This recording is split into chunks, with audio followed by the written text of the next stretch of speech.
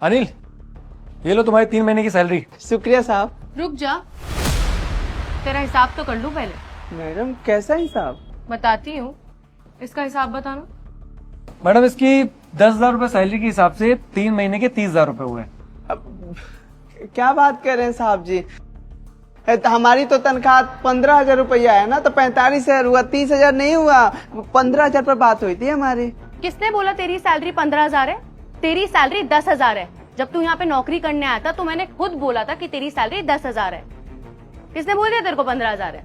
आप करिए मैडम जी, आपने 15,000 ही बोला था। अच्छा, तो मैं झूठ बोल रही हूँ और तू सच बोल रहा है। इस कंपनी की ओनर झूठ बोल रही है और तू सही बोल रहा है।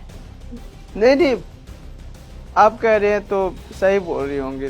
10,000 के हिसाब से दे दीजिए। गुड, आगे का हिसाब बताओ इसका। मैम, इसने हर संडे छुट्टी किया है। पिछले 3 महीने से इसने 12 संडे छुट्टी किया है और इसका एक दिन का 500 रुपये होता है। तो 12 संडे के 6,000 रुपये हुए, तो उसके 30,000 रुपये में 6,000 कट गए, तो इसके 24,000 रुपये बने। 24,000 रुपए।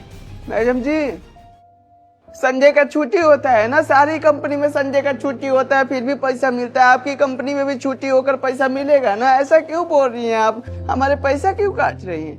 देख, मुझे बाकी कंपनियों का नहीं पता, पर मेरी कंपनी में संडे को छुट्टी नहीं होती।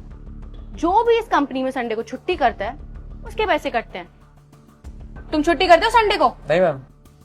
संडे को छुट्टी नहीं होती है। और जब तू यहाँ पे जॉब करने के लिए आया था ना, तब भी मैंने तेरे को कहा था कि संडे को छुट्टी नहीं है। याद है या भूल गया? संडे छुट्टी करेगा तो पैसा कटेगा, ये बात बोली थी मैंने। मैडम जी, हमको याद है। आपको शायद गलत फहमी हो रही है, नहीं बोली थी आप। मतलब मुझे गलतफहमी हो रही है? मुझे बहुत अच्छे से याद है, मैंने तुझे कहा था कि इस कंपनी में संडे को छुट्टी नहीं होती है। मैं झूठ बोलूंगी क्या?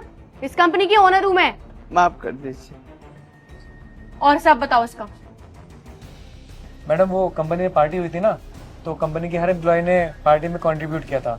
पर पर्सन 4,000 रुपीज, तो 4,000 रुपये इसके भी होते हैं। मैडम जी, हम पार्टी में नहीं आए थे, हमने खाना भी नहीं खाया था।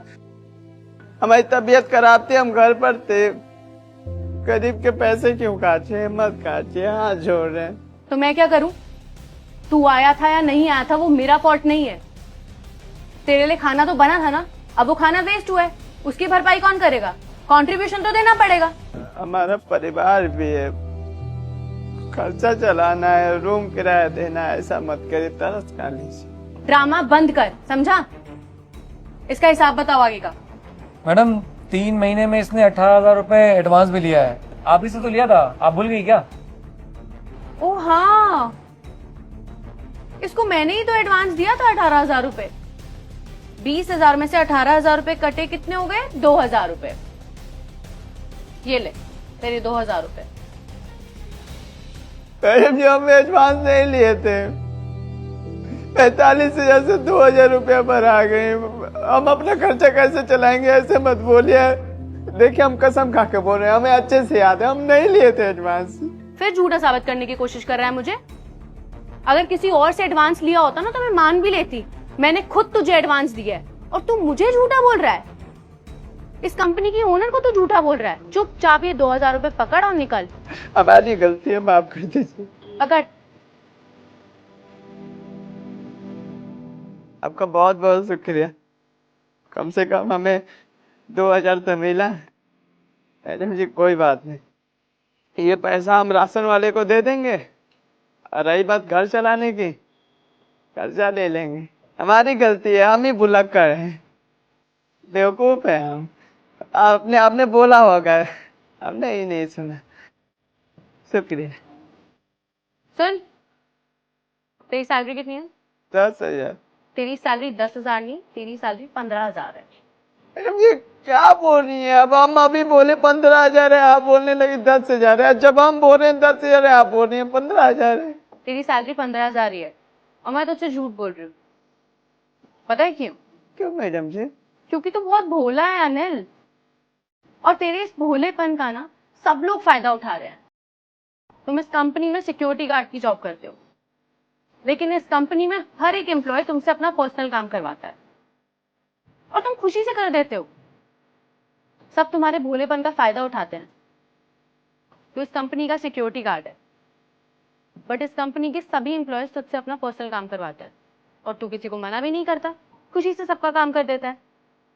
तेरे इसी भोलेपन का सब फायदा उठाते हैं और तुझे पता भी नहीं चलता। क्या करे मैडम जी, हम ऐसे ही हैं। अगर कोई बोलता है ना ये काम कर दो, हम मना नहीं कर पाते, हिम्मत ही नहीं होती, और उसी चीज का लोग फायदा उठाते हैं। हम भी जानते हैं पर आवाज नहीं उठा पाते। ऐसा लगता है कि बात बिगड़ जाएगी, बुरा मान जाएंगे लोग, इसीलिए कुछ बोल नहीं पाते। बोलना पड़ेगा अनिल, अगर बोलोगे नहीं ना तो लोग ऐसे ही तुम्हारा फायदा उठाते रहेंगे। अब मेरी ही बात ले लो, मैंने तुम्हें कहा सैलरी 15 नहीं 10,000 है, छुट्टी के पैसे कटेंगे, पार्टी के 4,000 रुपए देने पड़ेंगे, ये भी कहा कि तुमने एडवांस ले रखा है, तुमने वो सब मान लिया। अपने हक के लिए लड़ना सीखो अनिल, इतने भी भोले मत बनो जहां चुप रहने से तुम्हारा खुद का नुकसान हो। आजकल तो लोग बैठे ही हैं दूसरों का फायदा उठाने के लिए, और तुम उन्हें मौका भी दे रहे हो। दूसरों के बारे में इतना सोचने की जरूरत नहीं है। अगर तुम सही हो तो अपने हक के लिए लड़ो, समझे? तुम्हें बस समझाने के लिए कर रही थी ये सब। ये लो तुम्हारे बाकी के 43,000 रुपये। और हाँ, संडे की छुट्टी होती है, सैलरी नहीं कटेगी तुम्हारी। मैडम जी आपने तो हमें डरा ही दिया था, हमें लगा था हम 2,000 रुपया ही आज हमें मिलेगा, पर मैडम जी ये सब करने से ना हमें तो एक सीख मिल गई है, अपने हक के लिए लड़ना चाहिए। अगर हम सही हैं तो हमें आवाज उठाना चाहिए, और आज के बाद हम आवाज उठाएंगे, हक के लिए अपने लड़ेंगे। अगर अगर कोई हमारा पैसा मारेगा तो हम बोलेंगे कि हमारा हक का पैसा हमें दीजिए, अगर नहीं देंगे तो लड़ जाएंगे। और यहाँ पर कोई हमसे पर्सनल काम अपना करवाएगा ना, हम बोल देंगे नहीं करेंगे, अपना सिक्योरिटी गार्ड का काम करेंगे, अपना ड्यूटी छोड़कर नहीं जाएंगे। और मैडम जी आप सच में बहुत अच्छी हैं, हमें ज्ञान भी दी, हमारी पूरी तनख्वाह भी दे दी। हम यहाँ से कहीं काम छोड़ कर भी नहीं जाएंगे, यहीं पर मन लगा के और अच्छे से ईमानदारी से काम करेंगे। चलो, जो समझाना चाहती थी फाइनली तुम समझ गए। अब अपनी ड्यूटी करो। ठीक। चलो।